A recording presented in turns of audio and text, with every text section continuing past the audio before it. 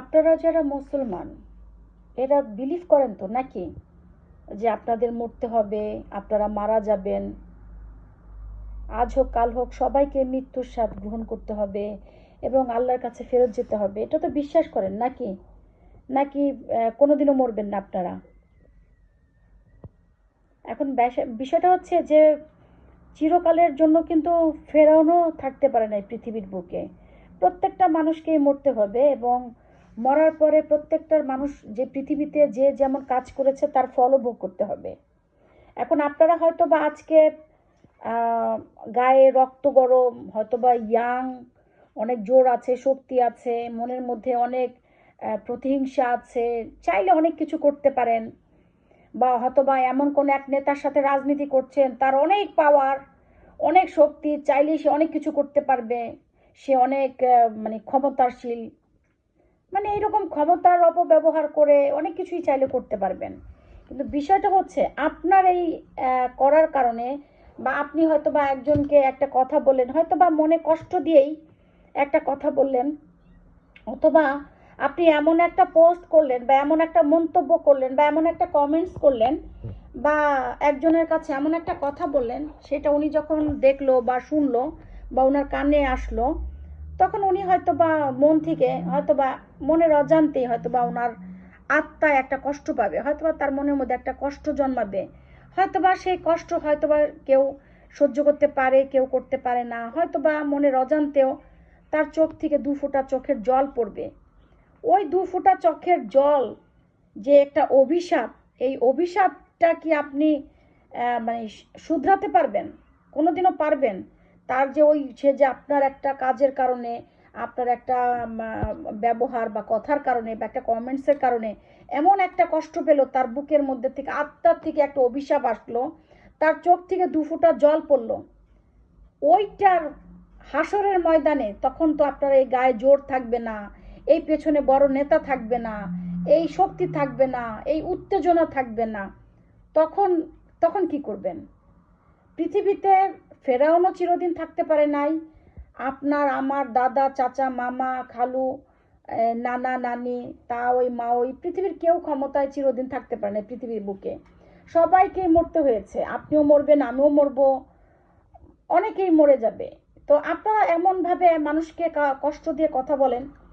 আপনারা দেখেন, আমি আমাকে দিয়েই বলি, ধরেন আমি একটা মেয়ে মানুষ, আপনারা আমাকে নিয়ে হয়তো এমন একটা কথা বললেন, এমন একটা কিছু করলেন যেটাতে আমি কষ্ট পেলাম, আমার ভিতর থেকে একটা অভিশাপ আসলো, বা আমার চোখ থেকে দু ফোঁটা জল পড়লো, তার খেসারত কিন্তু আপনাকে দিতে হবে আল্লাহর কাছে গিয়ে। কারণ পরকালে কিন্তু তখন আর এই ভাই থাকবে না, এই নেতা থাকবে না পেছনে।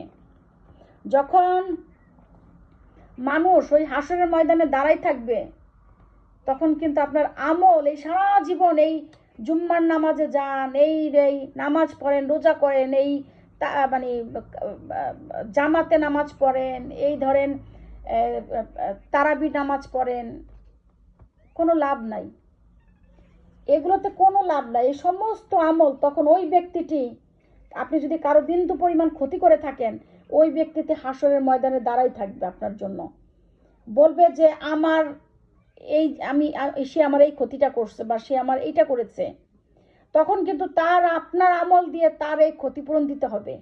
কারণ ওই মুহূর্তে না থাকবে টাকা, না থাকবে আপনার ভাইয়ের জোর, না থাকবে আপনার রক্ত গায়ের জোর, আর না আপনি ইনকাম করে টাকা দিতে পারবেন। তো তখন কিন্তু আপনার এই আমল দ্বারা আপনার তার ক্ষতিপূরণ দিতে হবে। তো সারা জীবনে পৃথিবীতে যতটুকুই ভালো কাজ করেছেন, এতটুকুই ভালো কাজ ওই সামান্য একটা কারণে চলে যাবে। তাই বলছি, সময় থাকতে মানে সঠিক পথে আসেন। অন্যকে ক্ষতি করার আগে, হয়তো বা আজকে একজনের সাথে রাজনীতি করছেন, অনেকেই যেমন আওয়ামী লীগের আমলে অনেকেই অনেক জুলুম নির্যাতন করেছে, অনেকের উপর অনেক কিছু করেছে ক্ষমতার বলে, শক্তির বলে। আজকে কোথায় আওয়ামী লীগ?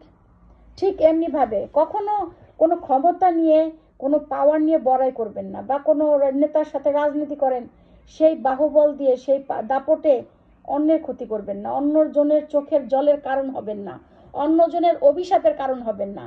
সেই অভিশাপ কিন্তু আপনি কখনো চাইলেও ফেরত নিতে পারবেন না। যতক্ষণ পর্যন্ত আপনি নামাজ পড়লেন না, রোজা করলেন না, আল্লাহ আপনাকে ক্ষমা করবে।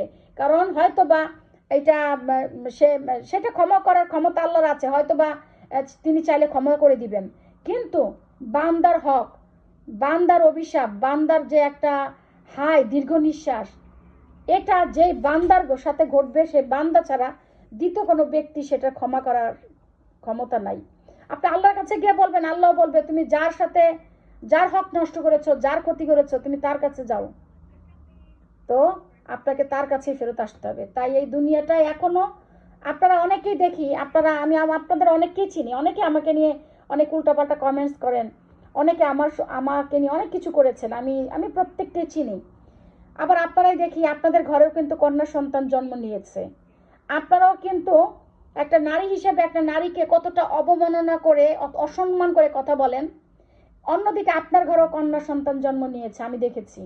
তো আপনারা অনেক সময় পোস্ট করেন আজকে আমার মেয়ের জন্ম হলো বা আজকে আমার মেয়ের জন্মদিন, দোয়া করবেন, অনেকেই লেখেন, অনেকের কন্যা সন্তান হয়েছে। কিন্তু এই কন্যা সন্তান আপনি যখন আরেকজনের, আমিও আরেকজনের মেয়ে, আরেকজনের সন্তান, আপনি যখন আরেকজনের চোখের জল ঝরাবেন, আপনি কি করে ভাবেন যে আপনার মেয়েও সেফ, আপনার মেয়েও আরেকজনের কাছে নিরাপদ? আপনি যখন আরেকটা মেয়ের অভিশাপের কারণ হবেন, আপনার মেয়েও যে আরেকজনের অভিশাপের কারণ হবে না, আপনি কি করে ভাবেন? তাই আপনার মেয়ের জন্য দোয়া চাইতে হলে আগে অন্যজনের মেয়ের জন্য দোয়া চান। আরেকজনের মেয়ের জন্য দোয়া চেয়ে তার মঙ্গল কামনা করেন, অটোমেটিকলি আপনার মেয়ের জন্য মানে দেখবেন মঙ্গল কামনা হয়ে আসছে। আমি কাউকে মিন করে বলছি না, যার বোঝার সে ঠিকই বুঝবেন, যার ভালো হওয়ার সে ঠিকই ভালো পথে যাবেন, আর যে ভালো হবে না সে কখনোই ভালো হবে না। কারণ যদি সে ভালো হতো, সবাই যদি সঠিক পথে ফিরে আসতো, তাহলে শয়তান আর ফেরাউন জাহান্নামে যেত না, আর হলো এতগুলো দোজক তৈরি হতো না। কারণ আপনাদের কয়েকজনের জন্য এই দোজকটা, কারণ আপনাদের তো যেতে হবে, যে কারণে আপনারা সঠিক পথে ফেরত আসবেন না।